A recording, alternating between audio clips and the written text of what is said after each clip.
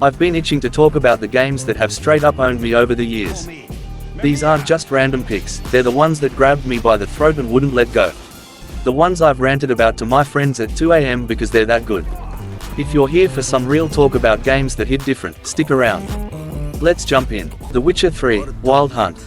This game's a beast. I'm Geralt, monster-slaying badass, and I've poured over 200 hours into this world, and I'm still not bored. It's not just the massive map, it's how alive it feels. Don't meddle. Take the reward and let's go. I got lost in Novigrad once, just wandering, and ended up helping some dude with a haunted house. It wasn't even a big deal quest, but it sucked me in. And the Bloody Baron. That story messed me up, tough choices that still haunt me. This isn't a game you play, it's one you live. Evil is evil. Lesser. Red Dead Redemption 2. We don't want to kill any of you, but trust me, we will. I've legit forgotten the main story sometimes because I was too busy hunting deer or fishing by a river. You're Arthur Morgan, an outlaw who's rough around the edges but got a soul, and the world's so real it hurts. I'd be riding along, rain hitting my hat, and just stop to stare at the lightning. There's this quiet mission where you teach a widow to hunt, and it's not flashy, but it stuck with me way more than the shootouts. This game's a slow burn that lights you up. You have to love yourself a fire. Elden Ring. This game wrecked me, and I'm still thanking it. You're dropped into this jaw-dropping world where everything's trying to kill you, and every step's a gamble.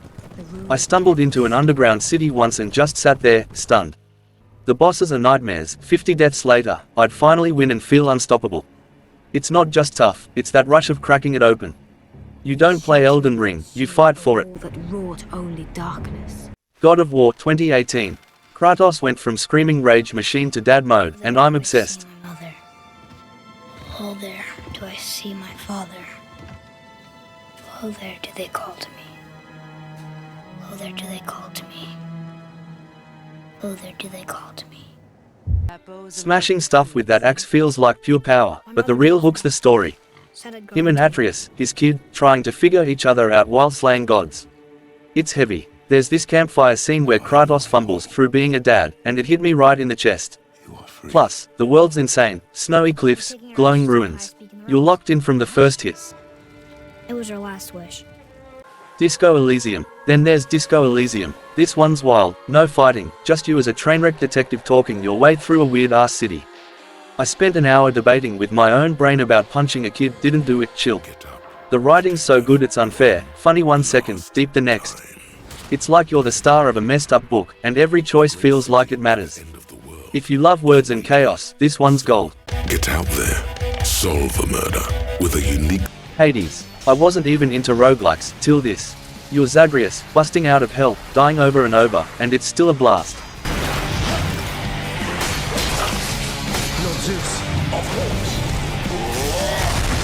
Every run's different, sword one time, bow the next, and I'd get so into it I'd forget to eat. The characters are dope too. I've got a soft spot for Majira and her sass.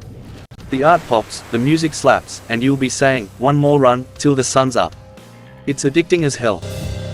Portal 2. Puzzles and savage humor in one package. You've got this portal gun, and GLaDOS is out here calling you trash while you figure out test chambers. I cracked up when she hit me with, dangerous, mute lunatic. The puzzles are just hard enough to make you feel smart when you solve them, like that time I nailed a double portal trick and felt like Einstein. Co-op with my buddy was chaos too. It's short, sweet, and sticks with you. Celeste. Celeste is sneaky. It's a brutal platformer about climbing a mountain, but it's really about fighting your own head. I died a million times getting to the top, and when I made it, I legit teared up. The controls are so tight, and the music's like it's cheering you on. There's a bit where you're running from this shadow version of yourself, your doubts, and it got real personal. It's tough, beautiful, and worth every fall. Doom Eternal. This is where I go to unleash. You're the Doom Slayer, tearing demons apart to a soundtrack that's pure adrenaline. I'd clear a room in seconds, shotgun, chainsaw, boom, and feel like a total beast. No slow moments, no fluff, just chaos. It's the perfect game when life's pissing you off and you need to rip something apart. Lies our salvation. You'll be hooked the second that beat drops. There is only one. Last one, The Last of Us Part 2. This game's a gut punch. You're Ellie in this broken world, and it's dark, real dark. The story's messy and intense. There's a moment that had me drop the controller and just stare at the wall. But the way it looks, the way it sounds, pulls you in deep. It's not chill, and it's not for everyone, but if you're down for it, it'll stick with you forever. Love it or hate it, you'll feel it. Please stop. That's my list. 10 games that didn't just kill time, they took over my life. They've made me laugh, rage, and yeah, maybe cry a little. If you haven't played, get on it, they're magic. Drop a comment with your faves or that one game you can't shake. Catch you next time. Sometimes, brothers make mistakes. You'll never change. I know that.